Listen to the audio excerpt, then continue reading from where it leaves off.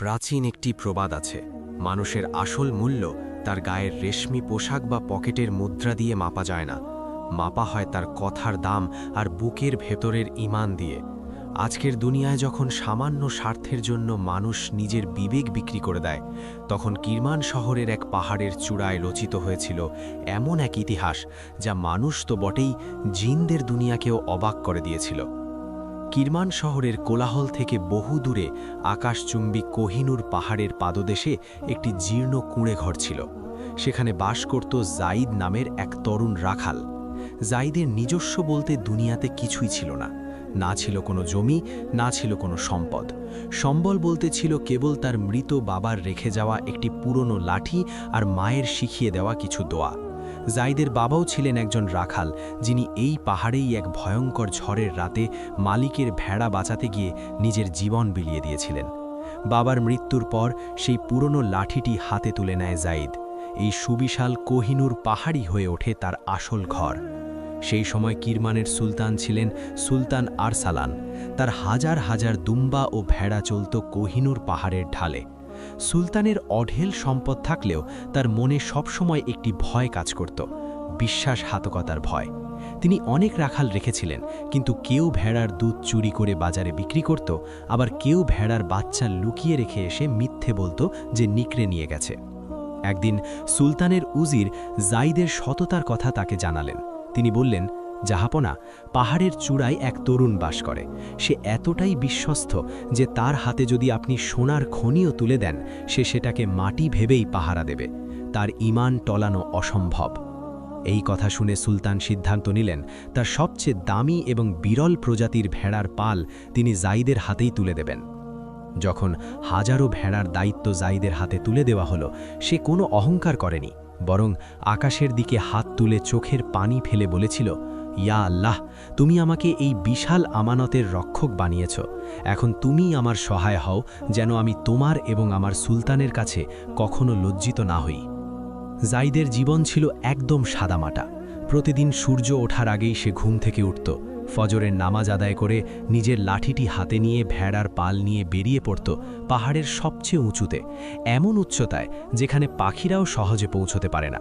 সেখানে জাইদ থাকত একদম একা, কিন্তু সে কখনোই একাকিত্ব অনুভব করত না। তার মনে হতো এই বিশাল পাহাড়, এই বয়ে চলা ঝরনা আর এই শীতল বাতাস সবাই যেন তার আপনজন। সে আপন মনে তার রবের জিকির করত আর ভেড়াগুলোর এমনভাবে যত্ন নিত যেন ওরা তার নিজের সন্তান।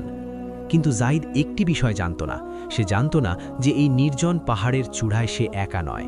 কোহিনুর পাহাড়ের এক প্রাচীন ও বিশাল গুহায় বাস করত শ্বেত রাজ্যের এক রাজকন্যা। তার নাম ছিল জোহরা। জোহরা কোনো সাধারণ মানুষ ছিল না, সে ছিল এক জিন রাজকন্যা। মানুষের দুনিয়াকে খুব কাছ থেকে দেখার এক অদ্ভুত শখ ছিল তার। সে এর আগে অনেক মানুষ দেখেছিল, লোভী ব্যবসায়ী, অত্যাচারী সৈন্য, স্বার্থপর মুসাফির, কিন্তু জাইদকে দেখে সে থমকে গেল। সে অবাক হয়ে দেখত এই দরিদ্র রাখাল ছেলেটি প্রতিদিন নিজের সামান্য রুটির অর্ধেকটা ক্ষুধার্ত পাখিদের খাইয়ে দেয়, আর নিজে শুধু ঝর্ণার পানি খেয়ে দিন পার করে। জোহরার মনে প্রশ্ন জাগল, সত্যিই কি কোনো মানুষ এতটা পবিত্র হতে পারে, নাকি অভাবের কারণে তার এই সততা? এই রাখালের ঈমান কি প্রলোভনের আগুনেও গলবে না? জোহরা সিদ্ধান্ত নিল সে জাইদকে পরীক্ষা করবে। সে দেখতে চাইল এই আমানতদারি কি কেবল তার বাধ্যবাধকতা, নাকি তার আত্মার আসল রূপ। একদিন তপ্ত দুপুর, সূর্য যেন আকাশ থেকে আগুন ঢালছে। জাইদ একটি গাছের ছায়ায় বসে তার ভেড়াগুলোর দিকে নজর রাখছিল। হঠাৎ ঝোপের আড়াল থেকে একজন অত্যন্ত ধনী মুসাফির বেরিয়ে এলো। তার পোশাকে রেশম আর দামি পাথর বসানো, কিন্তু মুখমণ্ডল ধুলোয় মাখা। এই মুসাফির আর কেউ নয়, মানুষের রূপ ধরা স্বয়ং জিন রাজকন্যা জোহরা। সে নিজের গলার স্বর ভারী করে কাঁপতে কাঁপতে জাইদের কাছে এসে বলল, হে যুবক, আমি পথ হারিয়ে ফেলেছি। ক্ষুধার তৃষ্ণায় আমার প্রাণ যায় যায় অবস্থা। আমাকে কি একটু দুধ দিতে পারো? জাইদ সাথে সাথে উঠে দাঁড়ালো এবং তাকে সম্মানের সাথে ছায়ায় বসিয়ে নিজের শেষ পানিটুকু এগিয়ে দিয়ে বলল, হুজুর, আমার কাছে এই ঠান্ডা পানিটুকু আছে, আপনি পান করুন। মুসাফির পানি খেয়ে ভেড়ার পালের দিকে ইশারা করে বলল, আমার প্রচণ্ড ক্ষুধা পেয়েছে। এই হাজার হাজার ভেড়া তো তোমারই। এর মধ্য থেকে একটি ভেড়া জবাই করে আমাকে খাওয়াও। এর বদলে আমি তোমাকে এমন একটি স্বর্ণমুদ্রা দেব যা তোমার সারা জীবনের উপার্জনের চেয়েও বেশি। জাইদ অত্যন্ত বিনয়ের সাথে কিন্তু দৃঢ়কণ্ঠে জবাব দিল, মাফ করবেন হুজুর, এই ভেড়াগুলো আমার নয়, এগুলো আমার মালিক সুলতানের আমানত। আমি কেবল এগুলোর পাহারাদার, মালিক নই। আপনি যদি আমাকে পুরো সাম্রাজ্যও দিয়ে দেন, তবু আমি অন্যের আমানত থেকে একটি পশমও আপনাকে দিতে পারব না। মুসাফির হাসল, তাচ্ছিল্যের হাসি। বোকা ছেলে, এই পাহাড়ের চূড়ায় তোমাকে কে দেখছে? হাজার হাজার ভেড়ার মধ্যে একটি কম হলে সুলতান কি আর গুনতে আসবে? বলে দিও নেকড়ে খেয়ে ফেলেছে। জাইদের চোখে এক অদ্ভুত তেজ জ্বলে উঠল। সে আকাশের দিকে আঙুল তুলে বলল, হুজুর, সুলতান দেখছেন না তো কি হয়েছে? সুলতানের রব তো দেখছেন। জাইদ কোনো মানুষকে ভয় পায় না, জাইদ ভয় পায় সেই সত্তাকে যার কাছে একদিন আমাকে ফিরে যেতে হবে। মুসাফিরের রূপ ধরা জোহরা স্তব্ধ হয়ে গেল। কোনো মানুষের মুখে এতটা নির্ভীক আর সত্যি কথা সে জীবনেও শোনেনি। চোখের পলকে মুসাফির ধোঁয়ার মতো শূন্যে মিলিয়ে গেল। জাইদ একটু অবাক হলেও ভাবল, হয়তো প্রচণ্ড ক্ষুধার কারণে তার চোখের বিভ্রম হয়েছে। গুহায় ধীরে জোহরা গভীর চিন্তায় পড়ে গেল। এই যুবক সত্যিই অন্যরকম, কিন্তু এটি তো ছিল কেবল লোভের পরীক্ষা। মৃত্যুর ভয় আর বিপদের সামনেও কি সে এতটা অটল থাকতে পারবে? জোহরা সিদ্ধান্ত নিল, সে জাইদের জীবনে এমন এক ঝড় নিয়ে আসবে যা তার ধৈর্যের শেষ সীমানা পর্যন্ত তাকে পরখ করবে। সে দেখতে চাইল জাইদের এই ঈমান ভাঙা যায় কিনা। সন্ধ্যা নামার সাথে সাথে কোহিনুর পাহাড়ের আবহাওয়া হঠাৎ ভয়ঙ্কর রূপ নিল। আকাশ কালো মেঘে ঢেকে গেল। শুরু হলো গগন বিদারী বজ্রপাত। এমন তীব্র ঘূর্ণিঝড় শুরু হলো যে পাহাড়ের পাথর পর্যন্ত কাঁপতে লাগল। জাইদ দিশেহারা হয়ে পড়ল। ভেড়াগুলো ভয়ে এদিক ওদিক ছুটতে শুরু করল। জাইদ তার লাঠি উঁচিয়ে ঝড়ের মধ্যে চিৎকার করতে লাগল, একসাথে থাকো, ভয় পেও না। কিন্তু প্রকৃতির এই রুদ্ররোষে প্রাণীরা তখন উন্মাদ। হঠাৎ জাইদ দেখল একটি ছোট্ট ভেড়ার বাচ্চা পাহাড়ের এক সরু খাদের কিনারায় পড়ে গেছে। নিচে অতল গহ্বর। জাইদের সামনে তখন দুটি রাস্তা, হয় নিজের জীবন বাঁচিয়ে বাকি ভেড়াগুলোকে গুহায় নিয়ে যাওয়া, নয়তো ওই একটি বাচ্চার জন্য নিজের প্রাণ বাজি রাখা। জাইদ এক মুহূর্তও ভাবল না। সে তার লাঠি শক্ত করে মাটিতে পুঁতে রশি বেয়ে সেই অন্ধকার খাদের দিকে নামতে শুরু করল। বৃষ্টির কারণে পাহাড়ের মাটি মারাত্মক পিচ্ছিল হয়ে গিয়েছিল।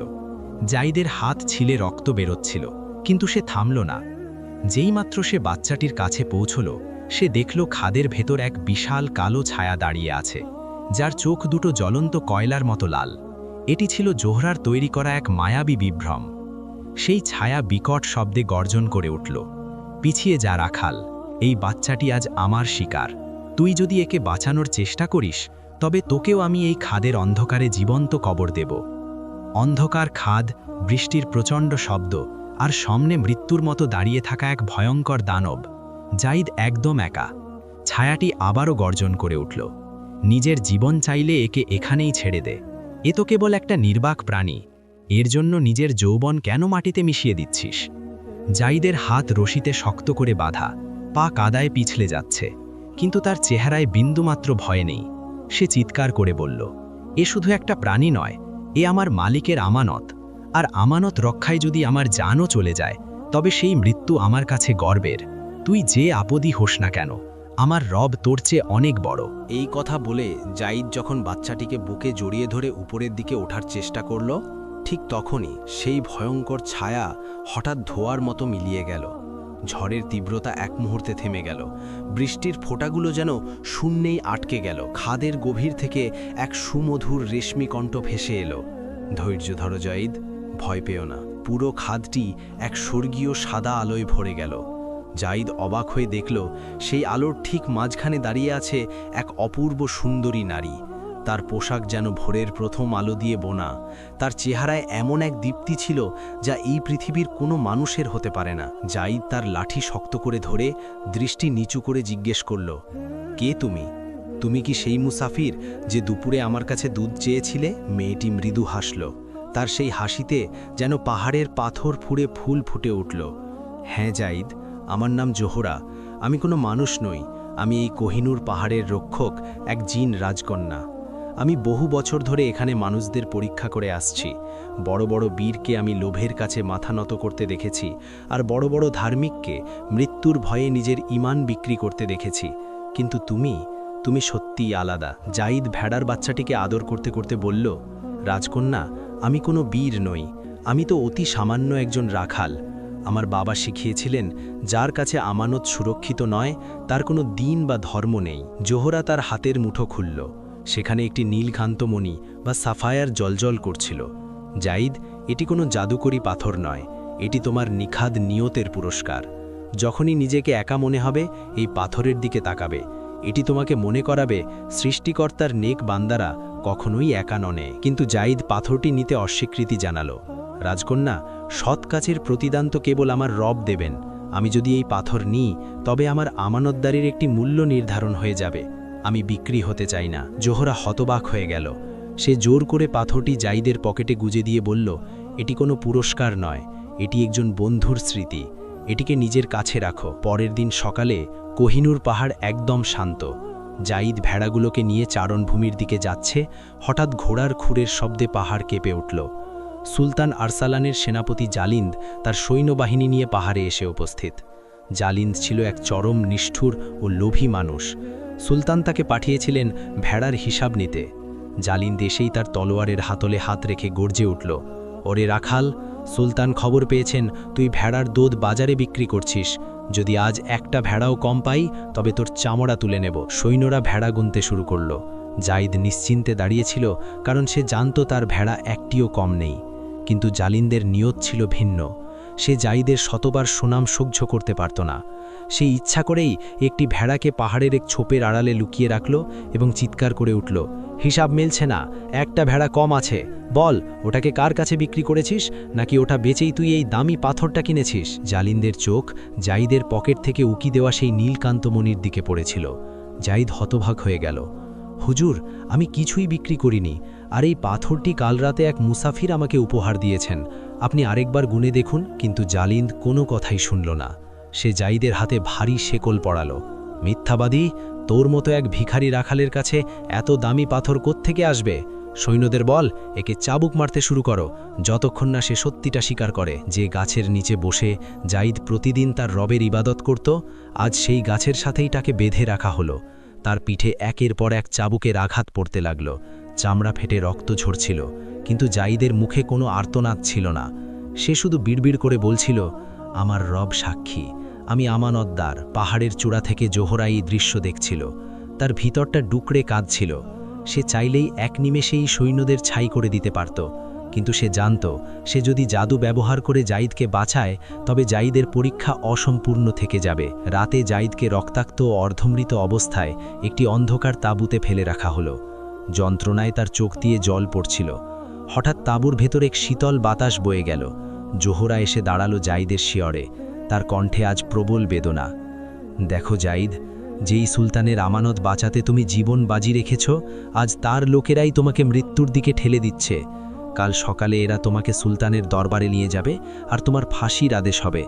আমার সাথে চলো জাইদ, আমি তোমাকে এই নিষ্ঠুর দুনিয়া থেকে অনেক দূরে জিনদের রাজ্যে নিয়ে যাব। সেখানে তুমি রাজপুত্রের মতো থাকবে। শুধু এই আমানতের বোঝাটা মাথা থেকে নামিয়ে ফেলো। জাইদ তার রক্তাক্ত চোখ দুটো কষ্ট করে খুলল। জোহরার দিকে তাকিয়ে মৃদু হেসে বলল, রাজকন্যা, আমি যদি আজ পালিয়ে যাই, তাহলে দুনিয়া মনে করবে জাইদ সত্যিই চোর ছিল। আমি মরে যেতে পারি, কিন্তু আমার সততার গায়ে কোনো দাগ লাগতে দিতে পারি না। আমানত শুধু এই ভেড়াগুলোর নাম নয়, আমানত হলো সেই প্রতিশ্রুতি যা আমি আমার রব এবং আমার সুলতানের সাথে করেছি। কাল আমি দরবারেই যাব, তাতে যদি আমার মাথাও কেটে ফেলা হয় তবু সই। জোহরার চোখ থেকে এক ফোঁটা মূর্তর মতো অশ্রু ঝরে পড়ল। সে বুঝতে পারল, এই জাইদের ঈমান কোনো জাদুকরি পাথর দিয়ে নয়, বরং জান্নাতের নিখাদ আলো দিয়ে তৈরি। ঠিক আছে জাইদ, কাল সুলতানের দরবার তোমার সততার সাক্ষী হবে। আমি থাকব সেখানে, ছায়া হলেও থাকব। পরদিন সকালে কিরমানের রাজদরবার কানায় কানায় পূর্ণ। উঁচুতলার অভিজাত লোকজন, মন্ত্রী আর সেনাপতিরা নিজ নিজ আসনে উপবিষ্ট। ছাদ থেকে ঝুলছে কারুকার্য করা বিশাল সব ঝাড়বাতি, আর মেঝেতে বিছানো দামি ইরানি গালিচা। মাঝখানে সুবিশাল সিংহাসনে বসে আছেন জাদ্রেল শাসক সুলতান আরসালান। তিনি ছিলেন ন্যায়পরায়ণ, কিন্তু অত্যন্ত কড়া মেজাজের। পুরো দরবারের মাঝখানে টেনে আনা হলো জাইদকে। তার হাত পা ভারী লোহার শেকলে বাঁধা, পরনের জীর্ণ পোশাকে জমাট বেঁধে আছে কাল রাতের রক্তের দাগ। চারপাশের দরবারীদের মাঝে ফিসফাস শুরু হলো। এই কি সেই বিশ্বস্ত রাখাল? দেখো, লোভ তাকে আজ কোথায় নামিয়েছে। সেনাপতি জালিন্দ সামনে এগিয়ে গেল। সুলতানের সামনে মাথা ঝুঁকিয়ে সেই জলজলে নীলকান্ত মণিটি পেশ করে বলল, জিল্লে ইলাহি, এই হলো তার চুরির প্রমাণ। এই সামান্য রাখাল আপনার মহামূল্যবান ভেড়া বিক্রি করে এই দুর্লভ পাথরটি পেয়েছে। যখন আমি তাকে ধরি, সে আমাকেও এটি দিয়ে ঘুষ দেওয়ার চেষ্টা করেছিল। সুলতান পাথরটি হাতে নিলেন। সেটির দ্যুতি এতটাই তীব্র ছিল যে পুরো দরবার নীল আলোয় ছেয়ে গেল। সুলতান তীক্ষ্ণ দৃষ্টিতে জাইদের দিকে তাকালেন। জাইদ, আমরা তোমাকে সবচেয়ে বড় মর্যাদা দিয়েছিলাম, নিজের মহামূল্যবান সম্পদ তোমার হাতে তুলে দিয়েছিলাম, আর তুমি আমাদের সাথে বিশ্বাসঘাতকতা করলে। সত্যি করে বলো, এই পাথর তুমি কোথায় পেয়েছ? জাইদ তার ক্লান্ত রক্তমাখা চোখ তুলে তাকালো। যন্ত্রণায় তার শরীর কাঁপছিল, কিন্তু কণ্ঠে ছিল পাহাড়ের মতো দৃঢ়তা। হুজুর, একজন আমানতদার কখনো নিজের বিবেকের সদা করে না। আপনার ভেড়াগুলো আজও পাহাড়ের চূড়ায় সুরক্ষিত আছে। জালিন্দ নিজের চক্রান্তে একটি ভেড়া লুকিয়ে রেখেছে। আর এই পাথরের কথা যদি বলেন, এটি আমাকে জোহরা নামে এক জিন রাজকন্যা দিয়েছে, যে এই কোহিনূর পাহাড়ের রক্ষক। সে আমার সততায় খুশি হয়ে এটি স্মৃতিচিহ্ন হিসেবে দিয়েছিল। এই কথা শোনার সাথে সাথে পুরো দরবার অট্টহাসিতে ফেটে পড়ল। জালিন্দ ব্যঙ্গ করে বলল, শুনলেন হুজুর, এই চোর এখন আমাদের রূপকথা আর জিন পরীদের গল্প শুনিয়ে বোকা বানাতে চাইছে। কোনো জিন কেন এক সামান্য রাখালকে এমন রত্ন দেবে? সুলতানের চেহারা রাগে লাল হয়ে গেল। জাইদ, আমরা তোমাকে সত্যি বলার সুযোগ দিয়েছিলাম, কিন্তু তুমি আমাদের সাথে গল্প ফাঁদছ। মনে রেখো, জিনেরা মানুষদের ধ্বংস করে, পুরস্কার দেয় না। তুমি যদি তোমার কথা প্রমাণ করতে না পারো, তাহলে কাল সকালে শহরের মাঝখানে তোমার শিরচ্ছেদ করা হবে। ঠিক সেই মুহূর্তে দরবারের এক অন্ধকার কোণ দিয়ে এক অদ্ভুত শীতল হাওয়া বয়ে গেল। কেউ কিছু বুঝল না, কিন্তু জাইদ অনুভব করল জোহরা সেখানেই দাঁড়িয়ে আছে। শুধু জাইদের কানে ভেসে এলো সেই রেশমি কণ্ঠ, ধৈর্য ধরো জাইদ, সত্যের স্বাদ তেতো হলেও এর পরিণতি ভীষণ মিষ্টি। সুলতান জল্লাদকে ইশারা করলেন জাইদকে অন্ধকূপে নিয়ে যেতে। জালিন্দ যেইমাত্র জাইদকে টেনে হেঁচড়ে নিয়ে যাওয়ার জন্য হাত বাড়িয়েছে, ঠিক তখনই ঘটল এক অবিশ্বাস্য ঘটনা। সুলতানের হাতে থাকা সেই নীলকান্ত মণিটি হঠাৎ জ্বলন্ত কয়লার মতো উত্তপ্ত হয়ে উঠল। সুলতান যন্ত্রণায় চিৎকার করে পাথরটি মেঝেতে ছুঁড়ে ফেলল। পাথরটি মেঝেতে স্পর্শ করা মাত্রই দরবারের বিশাল দরজাগুলো সশব্দে নিজে থেকেই বন্ধ হয়ে গেল। মশাল আর বাতিগুলোর আলো রহস্যময়ভাবে কমে এলো। পুরো দরবারে ছড়িয়ে পড়ল এমন এক স্বর্গীয় সুঘ্রাণ, যা এর আগে কোনো মানুষ সুখেনি। সুলতান আর দরবারীরা ভয়ে থরথর করে কাঁপতে লাগল। দরবারের ঠিক মাঝখানে ধোঁয়ার কুণ্ডুলি পাকিয়ে উঠল, আর সেই ধোঁয়া থেকে ধীরে ধীরে মানুষের রূপ নিল জোহরা। কিন্তু আজ সে কোনো সাধারণ মুসাফির বা রাজকন্যা নয়, তার রূপ ছিল এক পরাক্রমশালী স্বর্গীয় দূতের মতো। তার চোখ থেকে এমন এক ঐশ্বরিক আলো ঠিকরে বের হচ্ছিল যে কারো সাধ্য ছিল না তার দিকে চোখ তুলে তাকানোর। জোহরার গম্ভীর কণ্ঠ পুরো দরবারের দেয়ালে দেয়ালে প্রতিধ্বনিত হতে লাগল। চুপ করো কিরমানের অধিবাসীরা, তোমরা যে আমানত খুঁজছ তা ওই পাহাড়ের ভেড়াগুলোর মাঝে নেই, তা আছে এই রক্তমাখা রাখালের পবিত্র অন্তরে। সুলতান আরসালান বিস্ময়ে সিংহাসন থেকে দাঁড়িয়ে পড়লেন। কে কে তুমি? তুমি কি সত্যি সেই সত্তা যার কথা জাইদ বলছিল? জোহরা সুলতানের দিকে স্থির দৃষ্টিতে তাকালো। আমি জোহরা, আমি এই কোহিনূর পাহাড়ের রক্ষক। আমি নিজে এই যুবককে পরীক্ষা করেছি। আমি তাকে সম্পদ দিয়েছি, সে ফিরিয়ে দিয়েছে। আমি তাকে মৃত্যুর ভয় দেখিয়েছি, সে ভয় পায়নি। আমি তাকে আমার মায়াবী দুনিয়ার লোভ দেখিয়েছি, তবুও সে তার আমানত থেকে এক চুলও সরে আসেনি। এরপর জোহরা জালিন্দের দিকে ঘুরে দাঁড়ালো। তার চোখ দুটো যেন রাগে জ্বলছিল। জালিন্দ, তুমি যে ভেড়াটিকে পাহাড়ের গুহায় লুকিয়ে রেখেছ, তুমি কি ভেবেছিলে তা সৃষ্টিকর্তার চোখ এড়াতে পারবে? জোহরা শূন্যে তার হাত ঘোরালো। সাথে সাথে দরবারের বিশাল দেয়ালে এক জাদুকরী আয়নার মতো দৃশ্য ভেসে উঠল। সবাই স্পষ্টভাবে দেখতে পেল কোহিনূর পাহাড়ের এক নির্জন গুহায় জালিন্দের দুই বিশ্বস্ত সৈন্য সেই নিখোঁজ ভেড়াটিকে জবাই করার প্রস্তুতি নিচ্ছে, যাতে সুলতান সত্যিই বিশ্বাস করেন যে ভেড়াটি মারা গেছে। এই দৃশ্য দেখে সুলতানের ক্রোধ আকাশ ছুঁল। জালিন্দ, এ আমি কি দেখছি? তুমি আমার আমানতের খেয়ানত করেছ আর এক নির্দোষ আমানতদারের উপর অপবাদ দিয়েছ। জালিন্দ ভয়ে মাটিতে লুটিয়ে পড়ল। হুজুর, আমাকে ক্ষমা করুন, আমি এই রত্নের লোভে পড়ে গিয়েছিলাম, ভেবেছিলাম এই রাখালকে সরিয়ে দিলে আমি ধনকুবের হয়ে যাব। সুলতান গর্জে উঠলেন, রক্ষীরা, এই বেঈমান জালিমকে এক্ষুনি শিকল পরাও। জায়েদের জন্য সে যে শাস্তির কথা ভেবেছিল, আজ তাকে সেই শাস্তি দেওয়া হোক। তার সমস্ত সম্পত্তি বাজেয়াপ্ত করো। সুলতান নিজে সিংহাসন থেকে নেমে এসে নিজ হাতে জায়েদের শেকল খুলে দিলেন। জায়েদ, আমাকে ক্ষমা করো, তোমার সততা চিনতে আমি ভুল করেছি। তুমি কেবল একজন রাখাল নও, তুমি এই কিরমান সাম্রাজ্যের সবচেয়ে বড় রক্ষক। জায়েদ মাথা নিচু করে বলল, হুজুর, ক্ষমার প্রয়োজন নেই, এ সবই আমার রবের দয়া আর জোহরার করুণা। জোহরা জায়েদের দিকে তাকিয়ে শেষবারের মতো হাসল। জায়েদ, তোমার পরীক্ষা আজ সম্পন্ন হলো। তুমি প্রমাণ করেছ যে নিয়ত পরিষ্কার থাকলে মানুষ মাটিকেও সোনা বানাতে পারে। আমি এবার ফিরে যাচ্ছি। সুলতানের দিকে ফিরে সে বলল, মনে রাখবেন সুলতান, যেই সাম্রাজ্যে আমানতদারদের কদর নেই, সেই সাম্রাজ্যে একদিন ধ্বংসের ভারে চাপা পড়ে যায়। এটুকু বলেই জোহরা হাওয়ায় মিলিয়ে গেল। এরপর জাইদকে আর পাহাড়ে ফিরে যেতে দেওয়া হলো না। সুলতানের আদেশে তাকে রাজপ্রাসাদেই রাখা হলো। তাকে রেশমি পোশাক, বড় কামরা আর সমস্ত রাজকীয় সুবিধা দেওয়া হলো। জাইদ এখন আর সামান্য রাখাল নয়, সে এখন প্রাসাদের একজন সম্মানিত ব্যক্তি। কিন্তু এখানেই শুরু হলো জাইদের জীবনের সবচেয়ে কঠিন আর নীরব পরীক্ষা। প্রাসাদের এই চাকচিক্য আর আরাম আয়েশ জাইদের মনে এক অদ্ভুত শূন্যতা তৈরি করল। প্রাসাদের ব্যালকনিতে দাঁড়িয়ে সে দূরে কোহিনূর পাহাড়ের দিকে তাকিয়ে থাকত। তার মন কাঁদত সেই ধুলোমাখা জীবন, সেই খোলা বাতাস আর ভেড়াগুলোর ডাক শোনার জন্য। সুলতানের কন্যা রাজকুমারী নূরজাহান জাইদের এই বিষণ্ণতা লক্ষ্য করতেন। তিনি জাইদের সততা আর সরলতায় মুগ্ধ ছিলেন। একদিন বিকেলে রাজকুমারী জাইদকে বললেন, জাইদ, তুমি সবসময় পাহাড়ের কথা ভাবো। এই প্রাসাদের এত প্রাচুর্য, এত সম্মান কি তোমার ভালো লাগে না? তাও তোমার চোখে এই শূন্যতা কেন? জাইদ বাগানের ফুলগুলোর দিকে তাকিয়ে দীর্ঘশ্বাস ফেলে বলল, রাজকুমারী, ফুল তো পাহাড়ের চূড়াতেও ফোটে, কিন্তু সেখানে তাদের সুবাস থাকে স্বাধীন। আর এই প্রাসাদের দেওয়ালগুলো আমাকে বন্দিত্বের অনুভূতি দেয়। সম্মান আর ক্ষমতাও এক প্রকার আমানত। আমার ভয় হয় এই প্রাসাদের আরাম আয়েশ না জানি আমার ভেতরের সেই সাধারণ জাইদকে মেরে ফেলে। সময় কাটতে লাগল। হঠাৎ একদিন কিরমান সাম্রাজ্যে নেমে এলো এক ভয়াবহ দুর্যোগ। অজানা এক মহামারীতে আক্রান্ত হয়ে রাতের অন্ধকারে হাজার হাজার গবাদি পশু, ভেড়া আর ঘোড়া মরতে শুরু করল। খরা আর দুর্ভিক্ষে পুরো সাম্রাজ্যে হাহাকার পড়ে গেল। এদিকে জালিন্দ অন্ধকূপ থেকে পালিয়ে কালো জাদুকরদের সাথে হাত মিলিয়েছিল।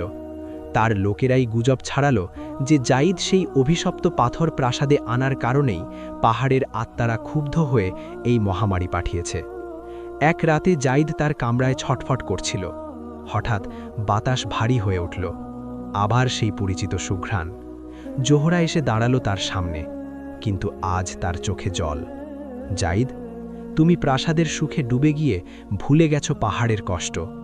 কিরমানের মানুষ পাহাড়ের ঝর্ণাগুলোকে কুলুষিত করেছে। এই মহামারীর একমাত্র ঔষধ হল কোহিনূর পাহাড়ের সর্বোচ্চ চূড়ায় থাকা আবে হায়াত বা নিরাময়ের ঝর্ণা। কিন্তু জালিন্দ কালো জাদু দিয়ে সেই পথ আটকে রেখেছে। জাইদ, তুমি কি পারবে এই রেশমি পোশাক ছুঁড়ে ফেলে তোমার সেই পুরনো লাঠি হাতে আবার মৃত্যুর পথে পা বাড়াতে? জাইদের ভেতরের ঘুমিয়ে থাকা সিংহ জেগে উঠল। সে সাথে সাথে প্রাসাদের রেশমি পোশাক খুলে ফেলল। গায়ে জড়িয়ে নিল তার সেই পুরনো ছেঁড়া আলখাল্লা। হাতে তুলে নিল সেই পুরনো লাঠি। সুলতানের জন্য শুধু একটি চিঠি রেখে সে বেরিয়ে পড়ল পাহাড়ের উদ্দেশ্যে। পাহাড়ের চূড়ায় পৌঁছতেই তার পথ আগলে দাঁড়ালো জালিন্দ। তার হাতে কালো জাদুর ধোঁয়া ওঠা এক বিষাক্ত তলোয়ার। এসেছিস রাখাল, আজ তোর রক্ত দিয়ে আমি এই পাহাড় রাঙাবো। শুরু হলো এক অসম যুদ্ধ। একদিকে কালো জাদুর ভয়ানক শক্তি, অন্যদিকে এক সাধারণ রাখালের হাতের পুরনো লাঠি আর বুকের খাঁটি ঈমান। জাইদ রক্তাক্ত হল, মাটিতে লুটিয়ে পড়ল, কিন্তু হার মানল না। ঠিক সেই মুহূর্তে সেখানে এসে উপস্থিত হলেন সুলতান আর রাজকুমারী নূরজাহান। তারা জাইদের চিঠি পেয়ে সৈন্য নিয়ে এসেছিলেন। জালিন্দ একটি বিশাল পাথর রাজকুমারীর দিকে গড়িয়ে দিল। জাইদ নিজের জীবনের পরোয়া না করে লাফিয়ে পড়ে রাজকুমারীকে বাঁচাল, কিন্তু পাথরটি জাইদের পায়ের ওপর আছড়ে পড়ল। জাইদের পা ভেঙে গেল। জালিন্দ হাসতে হাসতে একটি বিষের বোতল নিয়ে সেই আবে হায়াত বা নিরাময়ের ঝর্ণার দিকে দৌড়ে গেল। এই বিষ মেশালে পুরো সাম্রাজ্যের মানুষ চিরতরে শেষ হয়ে যাবে। জাইদ ভাঙা পা নিয়ে কনুইয়ে ভর করে পাথরে মাটিতে ঘষতে ঘষতে এগোতে লাগল। জোহরার কণ্ঠ ভেসে এলো, জাইদ, এটা শেষ পরীক্ষা। তুমি কি অন্যের জন্য নিজের জীবন দেবে? জাইদ হাসল, আমার জীবন তো সেই দিনই আমানত হয়ে গেছে যেদিন আমি প্রথম ভেড়ার পাল চড়াতে এসেছিলাম।